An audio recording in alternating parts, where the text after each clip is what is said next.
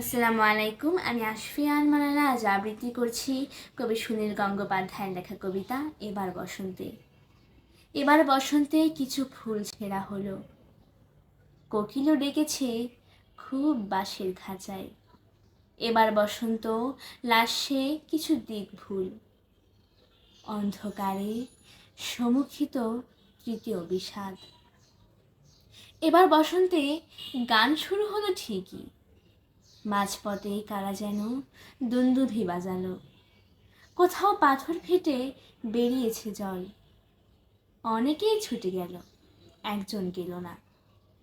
এবার বাতাসে ছিল কিছুটা অমিয়, একাকী আঘ্রাণ দিলে স্পষ্ট বোঝা যায় উৎসবের রাতগুলি কে কোথায় একা হাতে হাত ধরাধরি, সবাই অচেনা।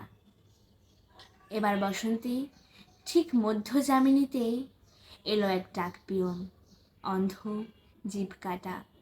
সে বড় মজার খেলা, কত হুড়োহুড়ি, সকালেরই চিঠি আছে, কারো নাম নেই। ধন্যবাদ।